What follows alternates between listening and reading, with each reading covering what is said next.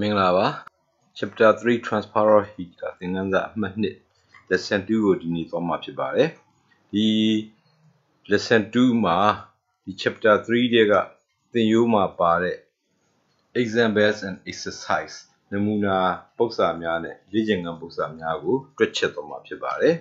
တွက်ချက်သွားမယ့်ပုဒ်စာတွေကတော့ Exercise 1 2 5 6 3 8 9 4 11 12ပြီးလို့ရှိရင် example က1ပြီးရင် exercise number 15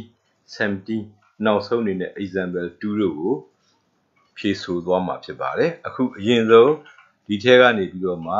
textbook ကပါတဲ့ပုဒ်စာ exercise number 1ကိုကြည့်ပါမယ် exercise number 1က test ကမေးထားတာက define heat conduction convections and radiation အပူကူးပြောင်းတဲ့နည်းလမ်း၃ခုဖြစ်တဲ့ heat conduction heat convection နဲ့ heat radiation တွေရဲ့အဓိပ္ပာယ်သတ်မှတ်ချက်များကိုရေးခိုင်းတာဖြစ်ပါတယ်ဒီအဓိပ္ပာယ်သတ်မှတ်ချက်များကိုတော့သင်ရိုးစာအုပ်မှာပေါ်ပြထားတဲ့အတိုင်းဖြည့်ဆို့ပေးရမှာဖြစ်ပါတယ် heat conduction is the transfer of heat energy from one molecule to the next or from one body to another the individual parts of the medium do not move as a whole in heat conduction heat energy is transported by successive distribution among adjacent parts of the medium ဒါကိုဖြည့်ရမှာဖြစ်ပါတယ်နောက်တစ်ခုက heat convection အတွက် definition က heat convection is transfer of heat energy in fluids by the motion of the fluid itself ဖြစ်ပါတယ် heat radiation အတွက်ကတော့ heat radiation it is the transfer of heat energy from one place to another as electromagnetic waves no material medium is needed for heat radiation processဒီလိုဖြည့်ရင်ပြည့်စုံမှာဖြစ်ပါတယ်အဲ့ဒါပြီးရင်တော့ဒုတိယပုဒ်စာဖြစ်တဲ့ exercise number 2ကိုကြည့်ပါမယ် exercise number 2မှာ what is the thermal conductivity thermal conductivity ဆိုတာဘာလဲလို့မေးတာပါပြီးရင် express its unit in SI system ဒီ thermal conductivity ရဲ့ SI system မှာရှိတဲ့ unit ကိုဖော်ပြပါလို့မေးတာဖြစ်ပါတယ်ဟုတ်ပြီအဲ့ဒါဆိုလို့ရှိရင် thermal conductivity ရဲ့ definition ကိုဖြေရမှာဖြစ်ပါတယ် thermal conductivity က the rate of heat flow per unit area divided by temperature gradient လို့ဖြေရမှာဖြစ်ပါတယ်အဲ့ဒါပြီးရင်သူ့ရဲ့ unit ကတော့ watt per meter per kelvin ဖြစ်ပါတယ်အဲ့တော့ဒီ unit ကိုခုလိုပုဒ်စာထဲမှာမေးတဲ့အခါမှာ unit ကိုဖြည့်ဆိုတဲ့အခါမှာသင်္ကေတကြည့်မဖြေပါနဲ့သူ့ရဲ့စာသားဖြစ်တဲ့ watt per meter per kelvin ပြီးတော့မှ bracket ထဲကသင်္ကေတကိုဖြည့်ဆိုစေချင်ပါတယ်ဒါတွေပြီးရင်တော့ exercise number 5ကိုတွက်မှာဖြစ်ပါတယ် exercise number 5မှာမေးထားတာက a silver sponge and a wooden sponge are at room temperature ငွေစွန်းလေးနဲ့သစ်သားစွန်းလေးတစ်ခုအခန်းထဲမှာပဲအတူရှိနေတာကိုပြောတာပါ room temperature အခန်းပူချိန်အတိုင်းအပူချိန်တူပါတယ် the silver sponge feels cold when it is touched အဲ့လိုရှိနေတဲ့ဇွန်းတစ်ချောင်းထဲမှာ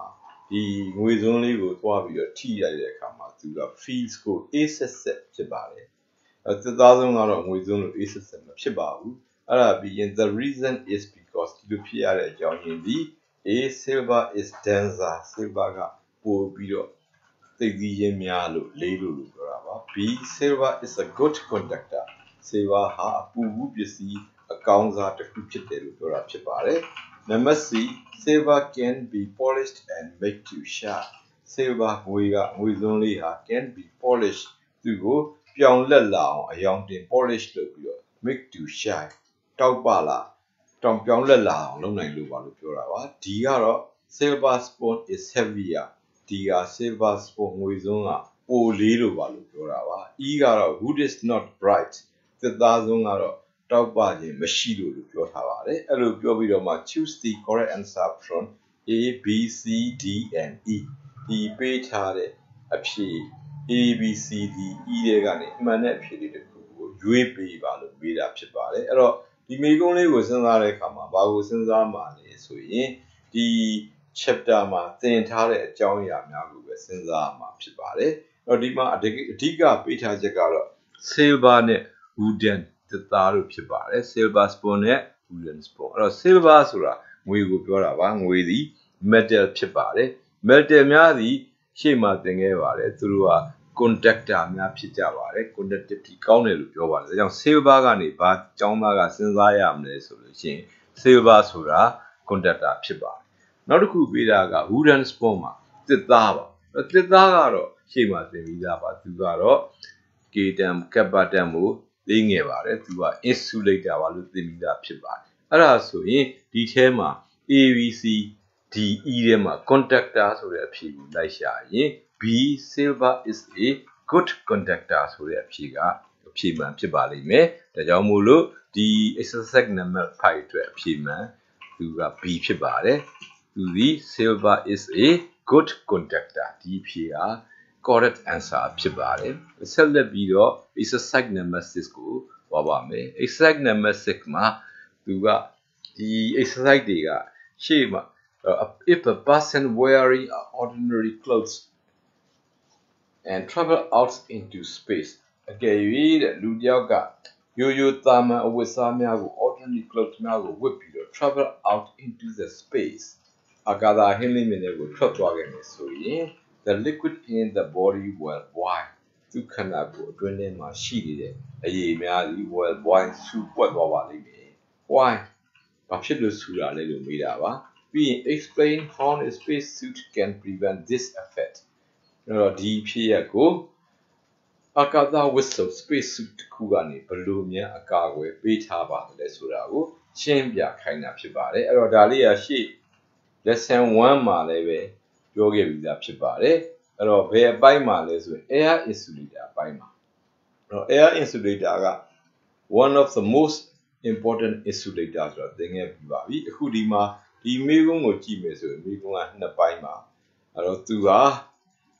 အကာသတွေကိုသာမန်အဝတ်အစားတွေဝတ်ပြီးထွက်သွားရင်သူခန္ဓာကိုယ်ထဲမှာရှိတဲ့ liquids အရည်များသည် well boil ဆူသွားလိမ့်မယ်ပွက်သွားလိမ့်မယ်ပြောတာပါ why ဘာဖြစ်လို့ပါလဲဒါမေးခွန်းတစ်ခုပါနောက်မေးခွန်းတစ်ခုကတော့အကာသဝတ်စုံကအဲ့ဒီလိုဆူပွက်မသွားအောင်ရေတွေဆူမသွားအောင်ဘယ်လိုကာကွယ်နိုင်လဲမေးတာဖြစ်ပါတယ်အဲ့တော့သူ့ကိုဖြေဖို့အတွက်ဒီ chapter မှာသင်ထားတဲ့အချက်အလက်တွေနဲ့ကိုက်ညီစွာဖြေဆိုပေးရမှာဖြစ်ပါတယ်အဲ့တော့ခန္ဓာကိုယ်ထဲမှာရှိတဲ့ liquids တွေဆူတယ်ဆိုတာဘာလို့ဆူတာလဲ temperature တက်လာလို့သိပ်ပူလာလို့ဒါတွေဆူတာဖြစ်ပါတယ်အဲ့ဒါဆိုရင် temperature ကဘာဖြစ်လို့တက်တာလဲဒီ ordinary clothes တွေနဲ့သာမန်အဝတ်အစားတွေနဲ့ကမ္ဘာပေါ်မှာနေစဉ်တော့ဒီလိုအရေးတွေဆူလောက်အောင်အပူချိန်မတက်တော့လဲပဲအကာသတွေကြတော့ဘာဖြစ်လို့ဒီရေတွေဆူကုန်တာလဲဒါကိုစဉ်းစားပါမယ်အဲ့ဒါဆိုလို့ရှိရင်အကာသအတွင်းမှာ space ထဲမှာဟင်းလင်းမြင်ထဲမှာရှိနေတဲ့ temperature ဒီကမ္ဘာမြေပြင်ပေါ်မှာရှိတဲ့ temperature ထက်အဆများစွာများနေလို့ပါအဲ့တော့ဘာဖြစ်လို့များတာလဲဘာဖြစ်လို့များတာလဲဆိုရင်နေကလာတဲ့အပူတွေကြောင့်ပါနေကလာတဲ့အပူတွေကကမ္ဘာကြီးကိုလည်းကျလာပဲအကာသတွေလည်းသွားတာပဲအကာသတွေကြမှာဘာဖြစ်လို့ဒီအပူရင်ကသိပ်များတာလဲဆိုရင်ကမ္ဘာပေါ်မှာကမ္ဘာကြီးကိုလေတူကြီးကလွှမ်းခြုံထားပါတယ်ဒီလေတူကြီးကသင်ကြားခဲ့တဲ့အချက်လက်များအရ insulator important insulator ဖြစ်ပါတယ်အဲ့တော့အကာသတိုင်းမှာတော့ဒီလေတူကြီးမရှိပါဘူးအဲ့တော့လေတူကြီးမရှိတော့ကြတော့သူကအပူချိန်ကမြင့်တက်လာပြီးတော့ခန္ဓာကိုယ်အတွင်းထဲကအရည်တွေဆူသွားတာပါဒါပထမမေးခွန်းအတွက်ပါပြီးရင်ဒုတိယမေးခွန်း space suit သူကဘယ်လိုကာကွယ်လဲမေးပါတယ်အဲ့တော့ space suit ကဘယ်လိုကာကွယ်လဲဆိုရင်ဘာဖြစ်လို့ဒီအကြောင်းအရာဖြစ်ရတာလဲလေအပူချိန်မြင့်တက်လို့အပူချိန်ဘာလို့မြင့်တက်တာလဲ insulator လေမရှိလို့အဲ့ဒါဆိုရင်ဘယ်လိုကာကွယ်မလဲ insulator ဖြစ်တဲ့လေကိုအကာသဝတ်စုံထဲမှာထည့်သွင်းထားခြင်းဖြင့်ကာကွယ်တယ်ဆိုတဲ့ချက်ပါဒီမေးခွန်းလေးစီ air insulator နဲ့ပတ်သက်တဲ့မေးခွန်းလေးဖြစ်ပါတယ်ဒီလိုမေးခွန်းမျိုးကိုသင်ယူစာအုပ်ထဲမှာ exercise ထဲမှာ3-4 ပုဒ်ပါတာကိုဆက်တွေးရမှာဖြစ်ပါတယ်အဲ့တော့ဒီမေးခွန်းကိုဖြေဖို့အတွက်ပထမအဖြေက in space အကာသဟင်းလင်းမြင်ထဲမှာ there is no air လေမရှိပါ there is no insulator မရှိဘူးလို့ပြောတာဖြစ်ပါတယ် so the heat transmitted from the sun ဒါကြောင့်မို့လို့ the heat transmitted from the sun နေကနေထုတ်လွှင့်လိုက်တဲ့အပူများဟာ keep rise the temperature very high temperature ကိုအပူချိန်ကိုအများကြီး very high မြင့်သွားစေတယ်ဖြစ်ပါတယ် thus the liquid in the body will boil ဆိုအတွက်ကြောင့်ခ ခန္ဓာကိုယ်ထဲမှာရှိတဲ့ liquid အရည်များသည် boil ဆူပွက်သွားခြင်းဖြစ်ပါတယ်ဒါကပထမမေးခွန်းရဲ့အဖြေပါဒုတိယမေးခွန်းကအာကာသဝတ်စုံကဒီဖြစ်ရပ်ကိုဘယ်လိုကာကွယ်လဲဆိုတဲ့မေးခွန်းအတွက်အဖြေကတော့ space suit can prevent this effect by inserting air with pressure inside it အာကာသဝတ်စုံတွေကဒီဖြစ်ရပ်ကိုသူတို့ဒီဝတ်စုံအတွင်းထဲမှာလေကိုဖိညစ်ပြီးတော့ထည့်သွင်းထားခြင်းအဖြစ်သူကကာကွယ်နေတယ်လို့ပြောတာပါအဲ့တော့ဒါကြောင့်မို့လို့အာကာသဝတ်စုံတွေကအခုပုံမှန်မြင်ရတဲ့အတိုင်းမှာသူကလေတွေထည့်သွင်းထားတဲ့သူကဖောင်းကားနေတဲ့ဝတ်စုံများဖြစ်တာကိုတွေ့မြင်ရမှာဖြစ်ပါတယ်အဲ့ဒါပြီးလို့ရှိရင်နောက်တစ်ပုဒ်ကတော့ဒီ exercise number 3ပါသူကလည်းပဲ air insulator နဲ့ပတ်သက်တဲ့မေးခွန်းပဲဖြစ်ပါတယ် exercise number 3ကIs the following statement correct? The reason why we feel when wearing wool and down clothes is that wool and downs are very good insulator. အောက်ပေါ်ပြပါ statement ပေါ်ပြချက်ကြီးမှန်ကန်ပါသလားလို့မေးတာဖြစ်ပါတယ်အဲ့တော့သူ့ရဲ့ statement လေးကဘာကိုပေါ်ပြထားတယ်လဲဆိုရင်အဲ့တော့သိုးမွေးတွေအနှွေးတွေဒီအဝတ်တွေကိုဝတ်တဲ့အခါမှာနှွေးထွေးရခြင်းအကြောင်းရင်းသည်ဒီသိုးမွေးများအနှွေးတွေများဟာ very good insulator အကောင်းစားများဖြစ်လို့နှွေးတာဖြစ်ပါတယ်လို့ပြောတာဖြစ်ပါတယ်အဲ့တော့ဒါနဲ့ပတ်သက်ပြီးတော့ lesson 1မှာလည်းပဲရှင်းပြခဲ့ပြီးပါတယ် insulator ဖြစ်တိုင်းနှွေးတာမဟုတ်ပါဘူးနော်အဲ့တော့မိုးကအင်ကြီး plastic စ insulator ဖြစ်ပါတယ်သူ့ဝေမနှွေးပါဘူးဒါပေမဲ့ဒီသိုးမွေးတွေဝေရင်တော့နှွေးပါတယ်ဘာဖြစ်လို့လဲဆိုတဲ့အကြောင်းအဲ့ဒီမှာရှင်းပြခဲ့ပါတယ်အဲ့ဒီ check လေးကိုပြန်ဖြေပါမယ်ဒါကြောင့်မလို့သူ့ရဲ့ statement ဖြစ်တဲ့သူတို့ဟာ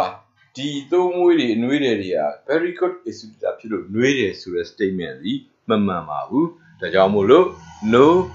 the statement is not correct when wearing wool and down clothes the wool traps air in the woolen fibers အဲ့တော့ဒီ statement ကမမှန်ပါဘူးတဲ့အနှွေးတွေသိုးမွေးတွေကိုဝတ်တဲ့အခါမှာThe wool traps air in the woolen fibers. သိုးမွေးအင်ကြီးဟာသူ့ရဲ့သိုးမွေးအမြင်တွေကြားထဲမှာလေတွေကို traps ပိတ်လောင်မိစေပါတယ်။ပိတ်လောင်ထားပါတယ်။ This air acts as an insulator. ထိုပိတ်လောင်မိတဲ့ trap air တွေကဘာလို့လို့ဆိုလို့ရှိရင် insulator အဖြစ် as ပြုမှုဆောင်ရွက်ကြပါတယ်။ and reduces heat loss. အဲ့လို insulator ဖြစ်နေတဲ့အတွက်ခန္ဓာကိုယ်ကနေအပြင်ကိုထွက်ပြီးဆုံးရှုံးမယ်အပူဆုံးရှုံးမှုကိုနည်းပါးစေပါတယ် reduce the heat loss လို့ပြောတာပါအဲ့တော့ခန္ဓာကိုယ်ထဲကအပူတွေကအပြင်ကိုထွက်သွားပြီးအပူဆုံးရှုံးမှုနည်းသွားတဲ့အတွက်ကြောင့် thus the person wearing wool and down clothes feels warm သို့မွေးအင်ကြီးကိုဝတ်သောပုဂ္ဂိုလ်များသည်လူများသည် feels warm နှွေးထွေးတယ်လို့ပြောတာဖြစ်ပါတယ်အဲ့ဒါပြီးရင်နောက်တစ်ပုဒ်က exercise number 8ပါ exercise number 8ကလည်းဒီ air insulator နဲ့ပတ်သက်တဲ့ပုဒ်စာပဲဖြစ်ပါတယ်In cold regions, it is seen that birds on the branches of trees often ruffle their feathers. သစ်ပင်ရဲ့ခိုင်းနေပုံမှာနားနေကြတဲ့အခက်ကလေးများတို့ဟာမကြာခဏသူတို့ရဲ့အမွေတောင်များကိုခါ၍အမွေကိုဖွပေးနေတာကိုတွေ့မြင်ရပါတယ် Explain the reason why the birds feel warm by ruffling their feathers.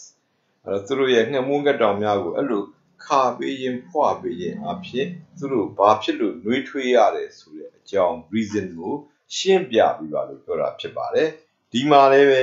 စောစောကဥစ္စာနဲ့တူတူပဲဖြစ်ပါတယ်အဓိက air insulator ပဲဖြစ်ပါတယ်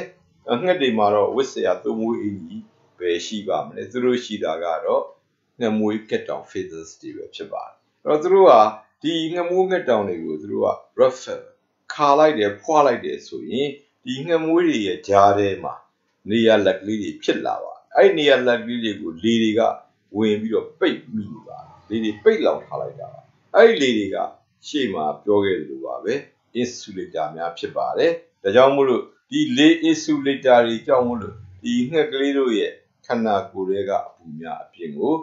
ထွက်သွားမှုဆုံးရှုံးမှုညော့နေသွားတာဖြစ်ပါတယ်သို့အတွက်ကြောင့်ငှက်များနှွေးရတာဖြစ်မှာပါအဲ့ဒီအကြောင်းလေးကိုအခုဖြည့်ဆိုပြပါမယ်အဲ့တော့ birds keep themselves warm by ruffling their feathers ငှက်ကလေးများတို့သည်သူတို့ကိုသူတို့ ငှက်မွေးငှက်တောင်များကို refer လုပ်ခြင်းအပြင်နှွေးအောင်ပြုလုပ်ကြသည်လို့ပြောတာဖြစ်ပါတယ်အဲ့တော့ by doing so ထိုကဲ့သို့ပြုလုပ်ခြင်းအပြင် the space is created to trap air in the feathers ငှက်မွေးငှက်တောင်တွေကြားထဲမှာလေကိုပိတ်လောင်ထားရန်အတွက်နေရာများဖြစ်ပေါ်လာစေပါတယ် This air acts as an insulator and reduce the heat loss ထိုပိတ်မိနေတဲ့လေများသည် insulator အဖြစ်ဆောင်ရွက်ကြပြီးတော့ခန္ဓာကိုယ်ရဲ့အပူချိန်ဆုံးရှုံးမှုကို heat loss ကိုလျော့နည်းစေပါတယ်ဒါကြောင့်မလို့ငှက်တွေနှွေးတာဖြစ်ပါတယ်ဒါငှက်တွေနှွေးရတဲ့အကြောင်းရင်းမှာအခုဆက်လက်ပြီးတော့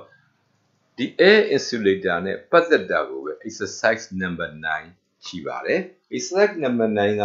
how does a blanket wrap around your body keep you warm in a cool day in a cool day on a cool day ဒီတဲ့ချမ်းတဲ့နေ့တွေမှာဆိုလို့ရှိရင် blanket sound မင်းရဲ့ခန္ဓာကိုယ်ရစ်ပတ်လိုက်စောင်းချုံစောင်းကောင်းမှုချုံလိုက်တယ်ဒီလိုချုံလိုက်တဲ့အခါမှာဘာဖြစ်လို့နှွေးရတာလဲလို့မေးတာပါဒီမှာလည်းပဲရှေ့မှာတော့အတိုင်းပါပဲစောင်းကိုလူကသူ့ခန္ဓာကိုယ်ရစ်ပတ်ပြီးတော့စောင်းချုံလိုက်တဲ့အချိန်မှာခန္ဓာကိုယ်နဲ့စောင်းနဲ့ကြားထဲမှာနေရာလက်တွေရှိပါတယ်အဲ့ဒီနေရာလက်ထဲမှာဘာရှိလို့ဆိုလေတွေပိတ်မိနေတာဖြစ်ပါတယ်ထိုပိတ်မိနေတဲ့လေများသည် insulator များဖြစ်နေတဲ့အတွက်ကြောင့်ခန္ဓာကိုယ်ကအပူများအပြင်ကိုဆုံးရှုံးမှုလျော့နေစေလို့နှွေးတာဖြစ်ပါတယ်ဒီအတိုင်းပဲဖြည့်ဆိုမှာဖြစ်ပါတယ်ဒါကြောင့်မလို့အဖြေဟာ a blanket wrap around our body keep us warm on a cool day ကျွန်တော်တို့ရဲ့ခန္ဓာကိုယ်ကိုစောင်းနဲ့ခြုံလိုက်တဲ့အခါမှာအေးတဲ့နေ့တွေမှာနှွေးပါတယ် by doing so ထိုကဲ့သို့စောင်းနဲ့ရစ်ပတ်လိုက်ခြင်းအပြင် the space is created to trap air between blanket and our body အဲ့လိုလုပ်လိုက်တဲ့အခါမှာစောင်းခြုံလိုက်တဲ့အခါမှာ our body ငါတို့ရဲ့ခန္ဓာကိုယ်နဲ့ blanket စောင်းရဲ့ကြားထဲမှာနေရလေတွေပိတ်လောင်မှုနေရာတွေဖြစ်လာပါတယ် this air acts as an insulator and reduces heat loss of the body ဒါကြောင့်မို့လို့အဲ့ဒီပိတ်မိနေတဲ့လေတွေဟာ insulator တွေဖြစ်ပြီးတော့ခန္ဓာကိုယ်ရဲ့အပူများကိုဆုံးရှုံးမှုလျော့နည်းစေတာဖြစ်ပါတယ်ဒါကြောင့်မို့လို့စောင်းချုံတဲ့အခါမှာနှွေးရခြင်းဖြစ်ပါတယ်အခုဆက်လက်ပြီးတော့နောက်တစ်ခုကတော့ exercise number 4ပါ exercise number 4ကတော့သူကအပူပြောင်းရွှေ့တဲ့ transfer of heat process တွေကိုမေးတာဖြစ်ပါတယ်အဲ့တော့ exercise number 4မှာ one end of a poker is placed on fire ဒါမီးဆွဲတဲ့ poker ဆိုတန်ချောင်းမီးဆွဲတဲ့တန်ချောင်းဖြစ်ပါတယ်အဲ့ဒီတန်ချောင်းကြီးကိုအစွန်းတစ်ဖက်ကို placed in fire မီးဖိုထဲမှာထည့်ထားတယ်အောက်ကပုံမှာပြတဲ့အတိုင်းပါပဲမီးဖိုထဲမှာတန်ချောင်းကြီးရဲ့အစွန်းတစ်ဖက်ကိုထားပါတယ် after sometimes အချိန်နည်းငယ်ကြာပြီးတဲ့အခါမှာ the other end becomes hot ကျန်တဲ့အစွန်းတစ်ဖက်သည်တခြားအစွန်းတစ်ဖက်သည် becomes hot ပူလာတာကိုတွေ့ရပါလိမ့်မယ် explain how it is transferred along the poker ဒီတန်ချောင်းကြီးရဲ့တစ်လျှောက်မှာအပူကဘယ်လိုများ transfer ကူးပြောင်းရောက်ရှိလာတယ်လို့ဆိုတာကိုရှင်းပြပါပြီးရင် name the method of heat transfer in this case ဒီဖြစ်ရမှာအပူကူးပြောင်းလာတဲ့နီလန် method of heat transfer ကိုနာမည်လေးပေါ်ပြပါလို့မေးတာဖြစ်ပါတယ်အဲ့တော့ဒီဟာကရှေ့မှာသင်မှာနမူနာလေးပြောခဲ့ပြီးပါပြီအဲ့တော့အပူဒီမီးဘူကနေလက်ကိုသွားတာပါမီးဘူကနေလက်ကိုသွားတဲ့ကြားထဲမှာကြားကန်နဲ့ဖြစ်ပေါ့ကတန်ကြောင်ကြီးရှိပါတယ်သူကအစိုင်ခဲကြီးပါအဲ့ဒါဆိုလို့ရှိရင်ဘယ်လိုရောက်လာမှာလဲ conduction နဲ့လာမှာဖြစ်ပါတယ် conduction နဲ့လာတာကဘယ်လိုလာတာလဲမေးတဲ့အခါမှာဒီ heat conduction definition နဲ့မှာပါတဲ့စာများကိုပဲသုံးပြီးတော့ပြန်ဖြည့်ပေးမှာဖြစ်ပါတယ်ဒါကြောင့်မလို့ exercise number 4ရဲ့အဖြေသည် the method of heat transfer is conduction အပူကူးပြောင်းလာတဲ့နီလန်ရဲ့အမည်မှာ conduction နီလန်ဖြစ်ပါတယ် heat from the end placed on fire transferred to the other end မီးဖိုထဲမှာထည့်ထားတဲ့အစွန်းက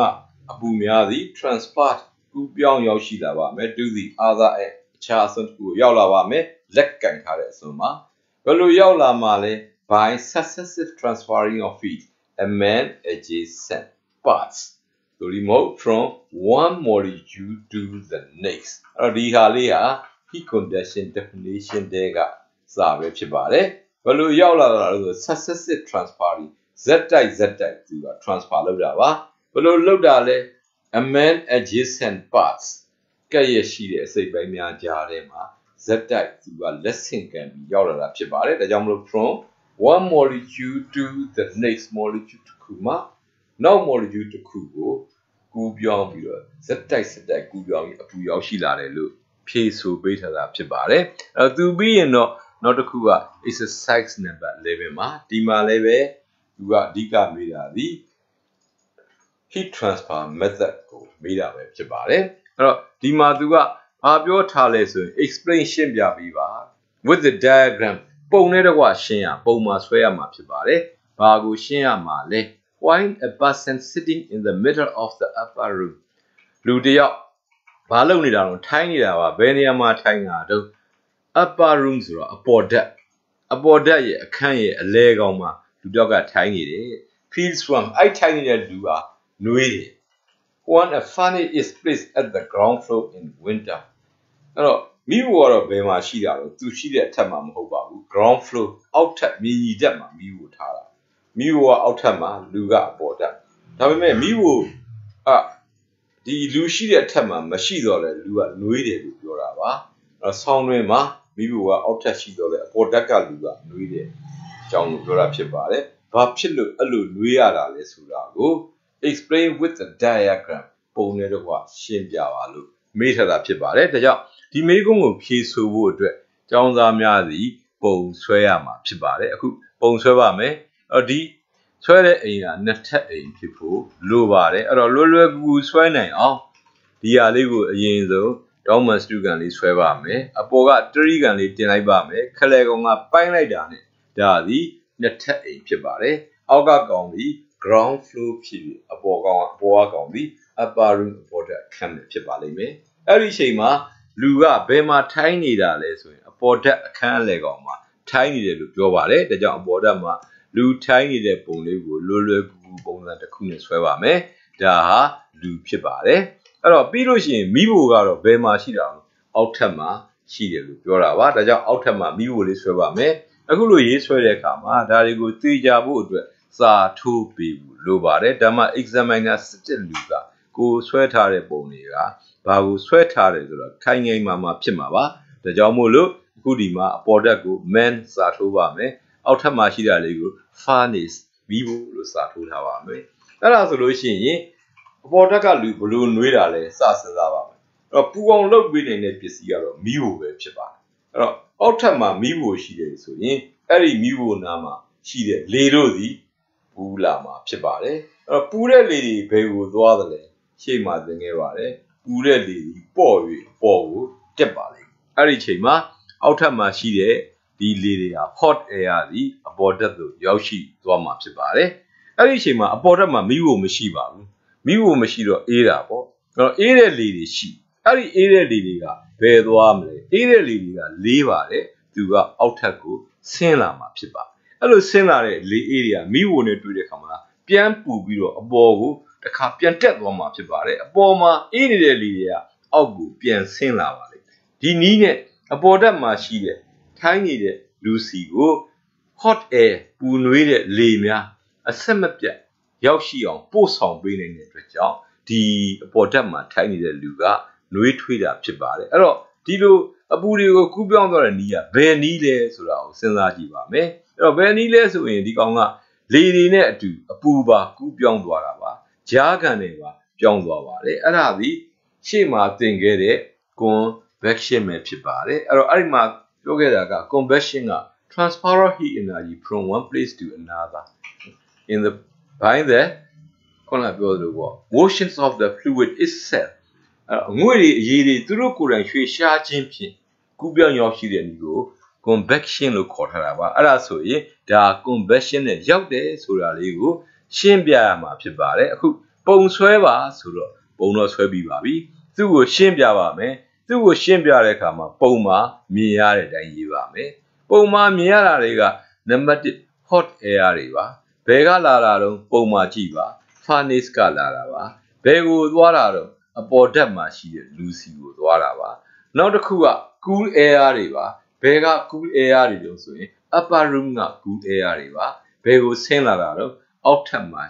မိဖို့ရှိတဲ့ဘက်ကိုဆင်းလာတာဖြစ်ပါတယ်အဲ့ဒီအကြောင်းလေးကိုရှင်းပြရမှာဖြစ်ပါတယ်ဒါကြောင့်မလို့ပုံဆွဲထားတဲ့အခါမှာကျောင်းသားတို့ရေးဆွဲထားတဲ့ပုံမှာမြင်ရတဲ့အတိုင်းဖြစ်ပါလိမ့်မယ် hot air from furnace rise up to the upper room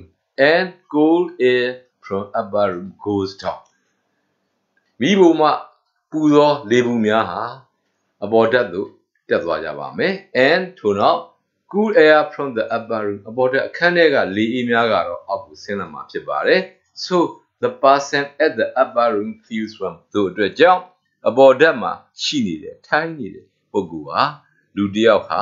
feels warm နွေးရခြင်းဖြစ်ပါတယ်အဲ့တော့ဒီမှာဘာနည်းနဲ့ရောက်တာလို့ဆိုရင်အဲ့ဒါလေးကိုဖြည့်ပြဖို့လိုပါတယ် by heat convection လို့ဖြည့်ပေးရမှာဖြစ်ပါတယ်သူက convection နည်းနဲ့သွားတာဖြစ်ပါတယ်အဲ့တော့အဲ့ဒါပြီးရင်တော့ exercise number 7ပါ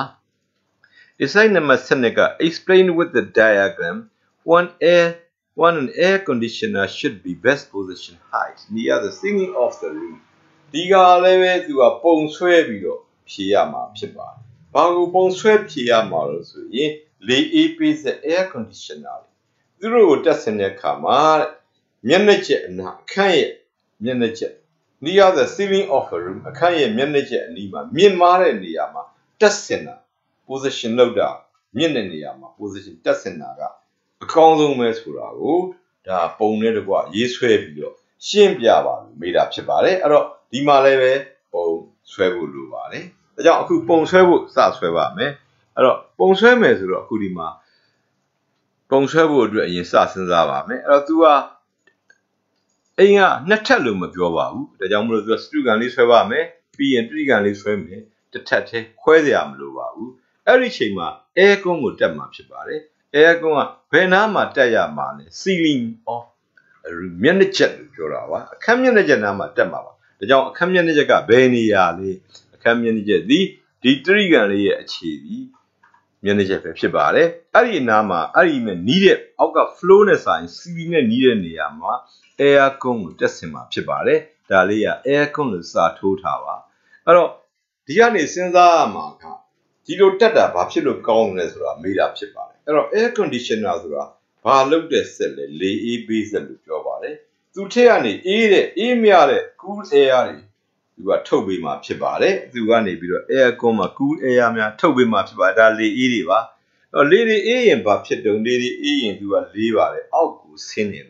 သင်ကြားထားတာရှိပါတယ်ဒါကြောင့်အေးတဲ့လေများသည်အခုလိုအခန်းအောက်ခြေကိုဆင်းလာမှာဖြစ်ပါတယ်အဲ့ဒီချိန်မှာအခန်းအောက်ခြေမှာရှိတဲ့လေတို့သည်သူတို့သည် air con မှာရှိတဲ့လေနဲ့စာရင်သူကနွေးနေမှာပူးနေမှာဖြစ်ပါတယ်ဘာလို့ဆိုအဲ့နာမှာအေးအောင်လုပ်ပေးတဲ့ပစ္စည်းမရှိပါဘူးအဲ့တော့ဒီကောင်တွေကပူးနေတယ်ဆိုရင် hot air တွေပါ hot air တို့ဘယ်ကိုသွားသလဲသူတို့ကအပေါ်ကိုတက်မှာဖြစ်ပါတယ်အဲ့တော့အဲ့ဒီချိန်မှာလေဘူးများဟာအပေါ်ကိုတက်လာပါလိမ့်မယ်အဲ့အပေါ်တက်လာတဲ့လေတွေရှိတဲ့နေရာမှာအပေါ်မှာ air con တက်တာဖြစ်ပါတယ်အဲ့ဒီလေဘူးတွေကို air con စုပ်ထုတ်ပြီးအေးအောင်ပြန်လုပ်လိုက်မှာဖြစ်ပါတယ်အဲ့တော့ဒီလိုတက်မှာသာဒီလေဘူးတွေကိုတဖန်ပြန်အေးအောင်လုပ်နိုင်မှာဖြစ်ပါတယ်အကယ်၍သာ air con ကိုအပေါ်နားမှာမတက်ဖက်နဲ့အောက်နားမှာထားမယ်ဆိုလေအေးတွေကအောက်မှာသူ့ဘာသူနေပြီးတော့အပေါ်မှာရှိတဲ့လေဘူးတွေက air con ရှိကိုပြန်ရောက်မလာပါဘူး air con ကအောက်ခြေကိုရောက်နေမှာပါအဲ့ဒါဆိုရင်အခန်းထဲကဒီလေအေးစီးကြောင်းအမြဲတမ်းရှိမှာမဟုတ်တော့ဒါကြောင့်မို့လို့သူကဘာလုပ်ရအောင်ဆိုလို့ရှိရင် air con တွေကိုအခုပုံမှာပြတဲ့အတိုင်းမြင့်တဲ့နေရာမျက်နှာကျက်နားမှာတက်ဆင်တာဖြစ်ပါတယ်အခုပုံဆွဲပြီးပါပြီ diagram ဆွဲပြီးပါပြီရှင်းလင်းပေးရမှာဖြစ်ပါတယ်ဘယ်လိုရှင်းမှာလဲ explain လုပ်မှာလဲပုံမှာမြင်တဲ့အတိုင်းရေးပါပုံမှာမြင်ရတာက cool air လေအေးတွေပါဘယ်ကလာတဲ့လေအေးတွေ air con ကလာတဲ့လေအေးတွေပါဘာဖြစ်သွားပါသလဲအောက်ကိုဆင်းသွားပါတယ်ပြီးရင် hot air လေဘူးတွေပါ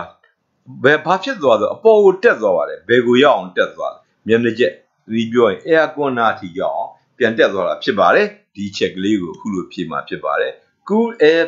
from air conditioner flows down လေအေးများသည် air con ကထွက်လာတဲ့လေအေးများသည်အောက်သို့စီးဆင်းသွားပါမယ် and hot air rise to the ceiling ပြီးလို့ရှိရင်ပူတဲ့လေတွေကတော့ air con ရှိတဲ့မျက်နှာကျက်ဘက်စီကိုတက်လာမှာဖြစ်ပါတယ် so cool air circulation occurs in the room သို့အတွက်ကြောင့်အခန်းထဲမှာ cool air circulation လေအေး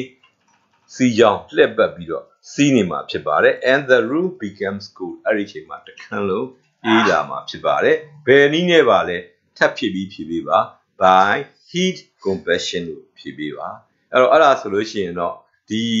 ပု္ပ္ပစာနံပါတ်တွေနော်ရှေ့မှာပြောခဲ့တဲ့ပု္ပ္ပစာပြီးရင်ခု exercise နံပါတ်7ဒါတွေဟာ transfer of heat method နဲ့ပတ်သက်ဆိုင်တဲ့ပု္ပ္ပစာများဖြစ်ပါတယ်သူတို့ပြီးရင်တော့တွက်စာများတွက်ချက်ရမယ် formula ကိုအသုံးပြုပြီးတော့ကိန်းဂဏန်းများနဲ့တွက်ချက်ရမယ် exercise တွေကိုသွားမှာဖြစ်ပါတယ်ဒီ exercise တွေကိုတွက်တဲ့အခါမှာအရင်ဆုံးသိရမယ့်ဟာက rate of heat flow or heat current H ရဲ့ formula ဖြစ်ပါတယ်သူက H is equal to delta U by D ဒီပုံစံနည်းလေးရှေ့မှာပြောပြီးသားပါသူကိုသိအောင်ပြန်ကြည့်ထားပါမယ်အဲ့တော့ဒီနေရာမှာ delta Q ဆိုတာပြောင်းတနေရာကနေတနေရာကို transfer လုပ်လာတဲ့ heat transfer ဖြစ်ပါတယ်သူရဲ့ unit သည် joule နဲ့ဖြစ်ပါလိမ့်မယ် H ကတော့ heat current သတိမဟုတ် rate of heat flow လို့ခေါ်ပါပါသူရဲ့ unit က watt ပါဒီမှာ T ကတော့ time taken ဖြစ်ပါတယ်သူရဲ့ unit က second ဖြစ်ပါတယ်အဲ့ဒါပြီးတော့နောက်တစ်ခုသိရမှာက heat conduction ရဲ့ formula ဖြစ်ပါတယ်အဲ့တော့ heat conduction မှာရှေ့မှာပြောခဲ့သလိုပါပဲသူဒီ3ခုရှိပါတယ်သူက temperature difference နဲ့ဓာတ်ရိုက်ချိုးတူတယ် cross sectional area နဲ့ဓာတ်ရိုက်ချိုးတူတယ်ကြားထဲမှာရှိတဲ့ median ရဲ့ length သို့ဒီမို့ thickness နဲ့ကြောင်းမြန်ချိုးတူတယ်ဒါကြောင့်မို့လို့ constant နဲ့မြှောက်လိုက်တဲ့အခါမှာ H is equal to kappa A T2 minus T1 divided by L ဒီပုံစံနည်းလေးကိုရရှိမှာဖြစ်ပါတယ်နောက်တစ်ခုကတော့ heat conversion formula ဖြစ်ပါတယ်သူကတော့နှစ်ချက်သေးပေါ်မှာမူတည်ပါတယ်သူက heat conversion အတွက် rate of heat flow သို့ဒီမို့ heat current သည် cross sectional area နဲ့ဓာတ်ရိုက်ချိုးတူတယ် temperature difference နဲ့လည်းဓာတ်ရိုက်ချိုးတူတယ်ဒါကြောင့်မို့လို့သူ့ကိုကိန်းစဉ်နဲ့မြှောက်လိုက်ရင် H is equal to QAT2 minus T1 ဒီ formula 3ခုကိုသုံးပြီးတော့တွက်တဲ့ပု္ပ္ပစာတွေတွက်မှာဖြစ်ပါတယ်ပြီးရင်ဒီ formula တွေမှာပါတဲ့အခေါ်အဝေါ်တွေကိုသိချသိဖို့လိုပါတယ် H ဆိုတာသိပြီးသားပါ heat current unit က watt ပါ A က cross sectional area ဖြစ်ပါတယ် unit က meter square ဖြစ်ရပါမယ်T2 minus T1 ကတော့ temperature difference ပါသူက SI unit တိုင်း Kelvin နဲ့တွက်ရမှာဖြစ်ပါတယ် L ကတော့ thickness သို့ဒီမို့ length မှာသူ့ရဲ့ unit က meter ဖြစ်ရပါမယ် Kappa ကတော့ thermal conductivity ပါသူကဂိမ်းစီဂျာကန်နဲ့တစ်ခုတည်းတမျိုးတည်းဆိုတော့ကြောင်းလဲရင်းမရှိတဲ့ဂိမ်းစီဖြစ်ပါမယ် unit က watt per meter per Kelvin ဖြစ်ပါမယ် Q ကတော့ thermal convection constant ပဲဖြစ်ပါတယ်သူ့ရဲ့ unit သည် watt per meter square per Kelvin ဖြစ်ပါတယ်အဲ့တော့ဒါတွေကိုသုံးပြတဲ့အခါမှာပု္ပ္ပစာပေါ်မှာမူတည်ပြီးတော့ဘယ်ပု္ပ္ပစာကိုဘယ် formula သုံးမလဲဒါကိုရွေးတတ်ဖို့လိုပါတယ်အထူးသဖြင့်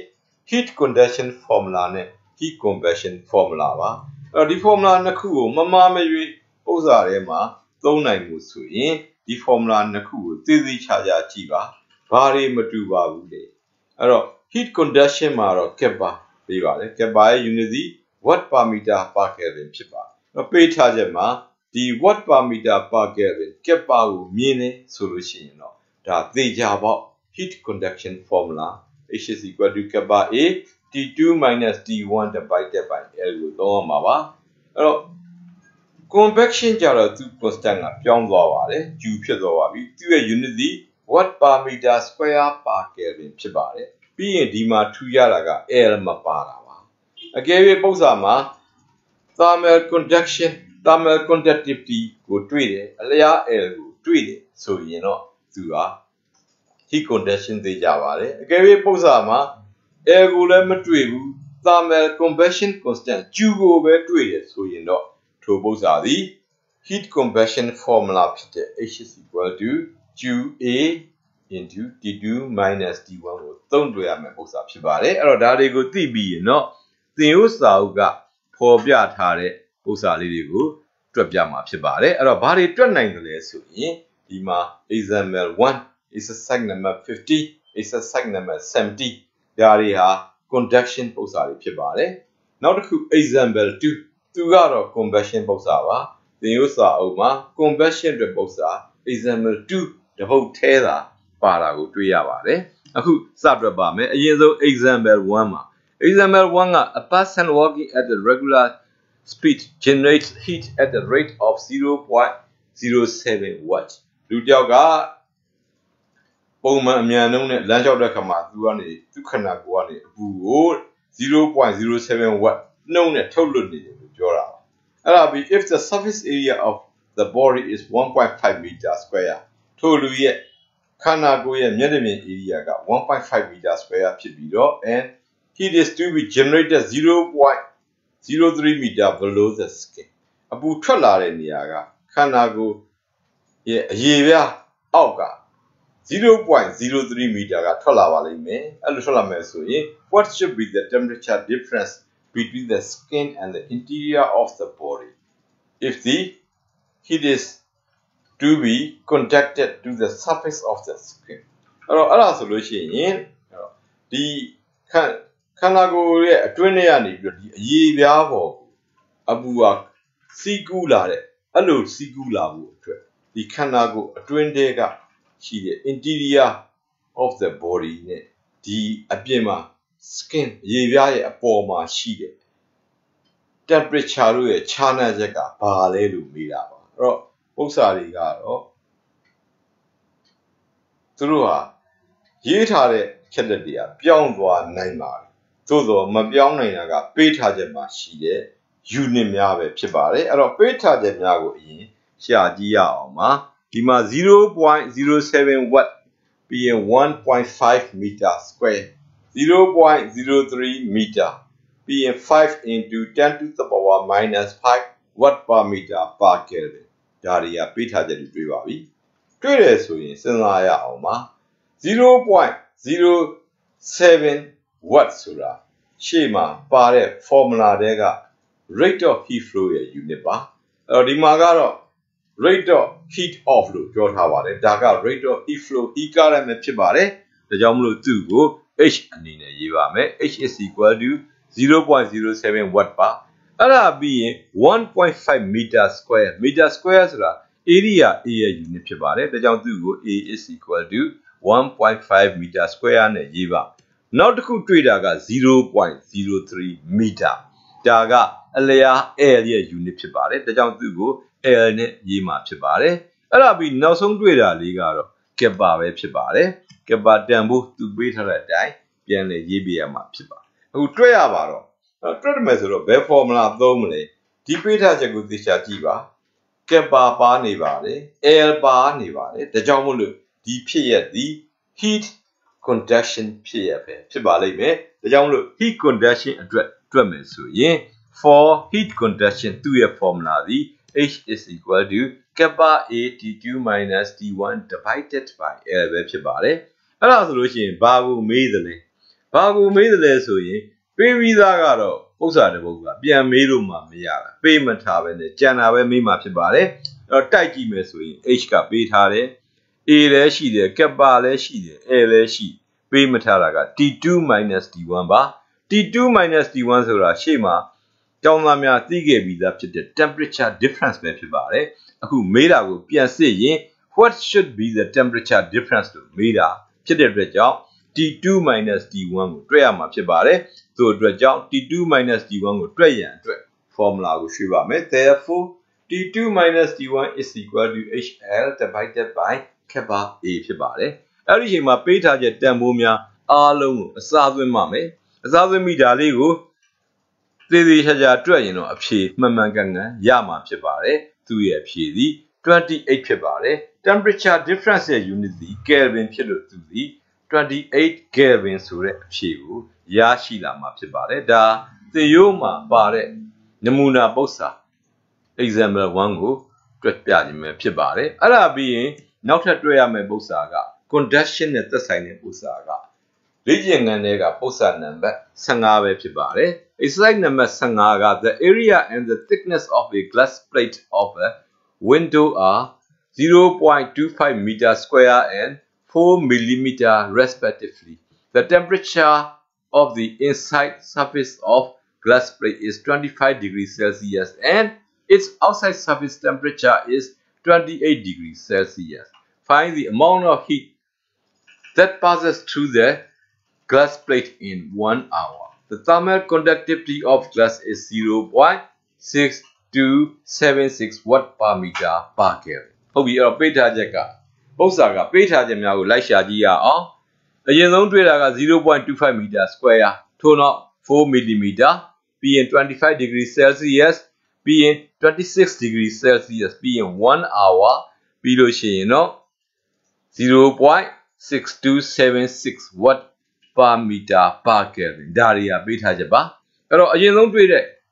ပေးထားချက်ကလေးကိုကြည့်မယ်ဆိုရင် unit က meter square ဖြစ်လို့သူက area A ဖြစ်ပါတယ်ဒါကြောင့် A is equal to 0.25 meter square ပါနောက်တစ်ခုတွေ့တာက millimeter ပါ millimeter ဆိုတာဒါအလျား L ရဲ့ unit thickness ရဲ့ unit ဖြစ်ပါတယ်သို့တော့သူက millimeter ဖြစ်နေပါတယ်သူက SI ဖြစ်ရမှာဖြစ်တယ်သူကိုပြောင်းပါမယ်ဒါကြောင့် L is equal to ပေးထားတဲ့အတိုင်းက4 millimeter ပါသူ့ကို unit ပြောင်းလိုက်ရင် 0.04 meter ရရှိလာမှာဖြစ်ပါတယ်အဲ့ဒါပြီးရင် temperature နှစ်ခုကိုတွေ့ပါပြီ25 degree Celsius နဲ့26 degree Celsius ဘယ်သူကများတဲ့ temperature လဲဘယ်သူကနည်းတဲ့ temperature လဲဒါဟာရှေ့မှာ heat conduction အကြောင်းကို formula အကြောင်းကိုစတင်စဉ်ကပုံဆွဲခဲ့ပူပါတယ်အဲ့ဒီပုံမှာပြန်ကြည့်ပါနည်းတဲ့ကောင်စီ T1 ဖြစ်ပါတယ်များတဲ့ကောင်စီ T2 ဖြစ်ပါတယ်ဒါကြောင့်မလို့ T2 is equal to T1 plus delta T လို့အဲ့ဒီမှာရေးခဲ့ပါတယ်ဒါကြောင့်အခုဒီမှာလည်းပဲနည်းတဲ့ကောင်25စီ T1 ဖြစ်ပါလိမ့်မယ်များတဲ့ကောင်26စီ T2 ဖြစ်ပါလိမ့်မယ်သို့တော့သူတို့ဟာ degree Celsius များဖြစ်နေတဲ့အတွက်ကြောင့် Kelvin ပြောင်းစေခြင်းပါတယ်တချို့မပြောင်းမနဲ့တွက်ပါတယ်အဲ့တော့ဘယ်လိုပဲဖြစ်ဖြစ်ပြောင်းတွက်စေခြင်းပါတယ်အဲ့တော့မပြောင်းမတွက်တာမှန်တယ်ဆိုရင်ပြောင်းမှုတွက်တဲ့လူကမှားရမရှိပါဘူးနော်အဲ့တော့ပြီးတော့ပြောင်းတဲ့တွက်တဲ့မှာဘာဖြစ်လို့လဲဆိုရင်သူကနောက်ဆုံးမှာ thermal conductivity of glass ကိုပေးတဲ့အခါမှာသူ့ရဲ့ unit ဒီ watt per meter per Kelvin ပဲဖြစ်ပါတယ် watt per meter per degree Celsius ဆိုပေါ်ပြထားတာမဟုတ်ပါဘူးဒါကြောင့်မို့လို့ပြောင်းတွက်စေခြင်းပါတယ်ဒါကြောင့်သူက T2 is equal to သူ့ကိုပြောင်းလိုက်ရင်299 Kelvin ရရှိလာမှာဖြစ်ပါတယ်ဟုတ်ပြီအဲ့ဒါလေးတွေပြီးပြီဆိုရင်တော့နောက်တစ်ခုကတော့1 hour ဆိုတာ time t ကိုပေးတာဖြစ်ပါတယ်သူက SI မှာ second ဖြစ်လို့သူ့ကို second ပြောင်းပါမယ်ဒါကြောင့်မလို့60 into 60 second မှာနောက်ဆုံးပေးတာကတော့ kappa thermal conductivity ကိုပေးတာဖြစ်လို့ kappa is equal to 0.6276 watt per meter per Kelvin လို့ရေးပါအခုတွက်ပါတော့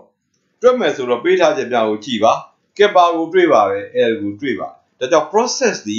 heat conduction process ပဲဖြစ်ရပါမယ်တို့အတွက်ကြောင့် formula ကို for heat conduction H is equal to kappa A T2 minus T1 divided by L ကိုရေးပါအဲ့တော့ဒါလေးကိုရေးပြီးပေးထားချက်မှာမပါတာကိုလိုက်ရှာပါပေးပါချက်မှာမပါတာက H ဖြစ်နေတာကိုတွေ့ရပါမယ် A လည်းပေးတယ် L လည်းပေးတယ် T1 T2 လည်းပေးတယ် kappa လည်းပေးအဲ့တော့သူ့ကိုတွေ့ရမှာဖြစ်ပါတယ်ဒါကြောင့်မလို့ဒီ formula ထဲမှာပေးထားချက်များအစားသွင်းပြီးတော့သေသေးချာချာရှင်းပေးပါရှင်းပေးရင် H ရဲ့တန်ဖိုးစီသူတို့ကိုရှင်းလိုက်တဲ့အခါမှာ 39.22 watt ဆိုတာကိုရမှာဖြစ်ပါတယ်အဲ့တော့အခုရလာတာက H ပါသူကမေးတာကဘာမေးတာ amount of heat ကိုမေးတာ amount of heat က delta Q ဖြစ်ပါတယ်ဒါကြောင့်မလို့အခု delta Q ကိုတွက်ဖို့အတွက် H ကနေ delta Q ကိုတွက်ဖို့အတွက် H နဲ့ delta Q နဲ့ပါတဲ့ပုံစံကြီးက H is equal to delta Q divided by T ဖြစ်ပါတယ်အဲ့တော့ delta Q ကိုသိရှိဖို့အတွက်ဆိုရင် delta Q is equal to HT ပါ H တန်ဖိုးတွက်ယူရရှိတဲ့တန်ဖိုးဖြစ်တဲ့ 39.22 ထဲပါမယ် time T ကတော့60 into 60ပါဒါတွေအားလုံးကိုအစားသွင်းပြီးရှင်းလိုက်ရင် delta Q တန်ဖိုးရမှာဖြစ်ပါတယ် delta Q သည် amount of heat အပူပမာဏအပူဖြစ်တဲ့အတွက်ကြောင့်သူ့ရဲ့ unit သည် joule နဲ့ရေးရမှာဖြစ်ပါတယ်အဖြေသည် 1.412 into 10 to the power 5 joule ဆိုတဲ့အဖြေလေးကိုရရှိမှာဖြစ်ပါတယ်အခုဆက်လက်ပြီးတော့ test book မှာပါတဲ့လေ့ကျင့်ခန်းပုံစံနောက်တစ်ပုဒ်ဖြစ်တဲ့ exercise number 70ကိုကြည့်ပါမယ် exercise number 70မှာ how much heat per second is conducted through a wooden wall of area 25 meter square and the thickness 0.04 meter if the temperature inside is 20 degrees Celsius and temperature outside is minus 10 degrees Celsius. Kappa is equal to 8.37 into 10 to the power minus 2 watt per meter per Kelvin လို့ပေးထားပါတယ်ပေးထားခြင်းများကိုလိုက်ရှာပါမယ်အရင်ဆုံးတွေ့တာ 25 meter square ပါပြီးလို့ရှိရင်တော့ 0.04 meter ပြီးရင်20 degree Celsius minus 10 degree Celsius ပြီးရင်ကက်ပါတန်မိုးတို့တွေ့ရမှာဖြစ်ပါတယ်အဲ့တော့ပေးထားချက်များကိုစရေးပါမယ်25 meter square ဆိုတော့ area unit ဖြစ်တဲ့ကြောင့်မို့သူဒီ A is equal to 25 meter square ပါ 0.04 meter အလျား L thickness လို့ပြောပါတယ် L ရေးပါမယ်အဲ့ဒါပြီးရင် temperature နှစ်ခုရှိပါတယ်ဘယ်သူက T1 ဘယ်သူက T2 လဲများတာက T2 နည်းတာက T1 လို့ရှေ့မှာပြောခဲ့ပြီးပါပြီအဲ့ဒါဆိုရင်20 degree Celsius စီများတဲ့အတွက် T2 ပါသို့သောသူ့ကို Kelvin ပြောင်းဖို့လိုပါတယ်ဒါကြောင့်မို့လို့ T2 is equal to 20 degree Celsius is equal to 20 plus 273 that is equal to 293 Kelvin လို့ရေးမှာဖြစ်ပါတယ်အဲ့ဒါပြီးတော့နောက်တစ်ခုတွေ့တဲ့ကောင်နည်းတဲ့ကောင်မှာသူက T1 ဖြစ်ပါလိမ့်မယ် T1 is equal to minus 10 degree Celsius is equal to minus 10 plus 273 is equal to 263 Kelvin ဆိုတာရမှာဖြစ်ပါတယ်နောက်ဆုံးပေးထားတဲ့ ကက်ပါတန်မှုကိုရေးပါဟုတ်ပြီအခုပေးထားချက်များရရှိပြီဆိုတာနဲ့စဉ်းစားရမှာကဒီမှာအလျား air thickness air လည်းပါတယ် thermal conductivity ဖြစ်တဲ့ကက်ပါကိုလည်းပေးတယ်ဒါကြောင့်ဒီပု္ပ္ပစာရဲ့ process ဒီ heat conduction ပဲဖြစ်လိမ့်မယ်ဒါကြောင့် for heat conduction H is equal to kappa A T2 minus T1 by L ပုံစံနည်းကိုရေးပါမယ်ပေးထားချက်များနဲ့တိုက်ကြည့်ပါမယ်ပေးထားချက်များနဲ့တိုက်ကြည့်တယ်ဆိုရင်ဘာပျောက်နေပါသလဲပျောက်နေတာဒီပေးမထားတာဒီ H ပဲဖြစ်တာကိုတွေ့ရမှာဖြစ်ပါတယ်သို့အတွက်ကြောင့်ကိန်းဂဏန်းတန်ဖိုးများအစားသွင်းပြီးတော့ H ကိုတွက်ယူမှာဖြစ်ပါတယ်ဒီကိန်းဂဏန်းတန်ဖိုးများကိုရှင်းလိုက်ရင် H is equal to က 15.969 into 10 to the power 2 watt H က unit က watt ပါအဲ့ဒီဖြေကိုရမှာဖြစ်ပါသို့သောသူမေးတာက how much heat အပူဘယ်လောက်လဲလို့မေးတာဖြစ်ပါတယ်စောစောကပု္ပ္ပစာလိုပါပဲ delta G ကိုမေးတာပါအဲ့ဒီအချိန်မှာအချိန်က per second လို့ပြောတဲ့အတွက်ကြောင့်အချိန်တိုင်းတည်သည်အချိန်1 second တွင်ဖြစ်တဲ့ကြောင့် T က1 second ပဲဖြစ်ပါလိမ့်မယ်ဒါကြောင့် T က1 second မှာဘာဖြစ်လို့လဲ per second လို့ပြောလို့ပါအဲ့သူ့ကိုတွက်ဖို့အတွက် rate of heat flow သို့မဟုတ် heat current ရဲ့ formula H is equal to delta Q by T ပါအဲ့တော့အပူပမာဏကိုတွက်ပါမယ် delta Q is equal to HT ပါအဲ့တော့အားလုံးကိုအစားသွင်းပြီးရှင်းပြီးရရှိလာတဲ့အဖြေမှာ delta Q ဒီအပူဖြစ်တဲ့ကြောင့် unit ဒီ joule ဖြစ်ရမှာဖြစ်ပါတယ်ဒါကြောင့် delta Q ရဲ့အဖြေဒီ 15.69 into 10 to the power 2 joule ဆိုတဲ့အဖြေကိုတွက်ယူရရှိမှာဖြစ်ပါတယ်အဲ့တော့ဒါလေးရရင်တော့နောက်တစ်ပုဒ်ဖြစ်တဲ့ example 2နောက်ဆုံးတစ်ပုဒ်ကိုသွားပါမယ်ဒီ example 2ကတော့ရှေ့မှာတွက်ခဲ့တဲ့သုံးခုစလုံးက conduction ပု္ပ္ပစာများပါဒါကတော့ convection ပု္ပ္ပစာဖြစ်ပါတယ်အဲ့တော့ပေးထားတာက in a one room နှွေးထွေးတဲ့အခန်းတစ်ခုမှာ an animal's body has a skin temperature of 33 degrees Celsius တိရစ္ဆာန်လေးတစ်ကောင်ရဲ့ခန္ဓာကိုယ်အရည်ပြားအပူချိန်ဟာ33 degrees Celsius ဖြစ်တယ်ပြောထားပါတယ် if the room temperature is 29 degrees Celsius အကယ်၍များအခန်းရဲ့အပူချိန်က29 degrees Celsius ဖြစ်မယ် and the surface area of the body is 1.5 meter square ပြီးလို့ရှိရင် surface area of the body ခန္ဓာကိုယ်ရဲ့မျက်နှာပြင် area လို့ပြောပါခန္ဓာကိုယ်ရဲ့မျက်နှာပြင် area လို့ပြောတဲ့ကြောင့်ဒါကတိရစ္ဆာန်ရဲ့ခန္ဓာကိုယ် skin area ပဲဖြစ်ပါတယ်သူဒီ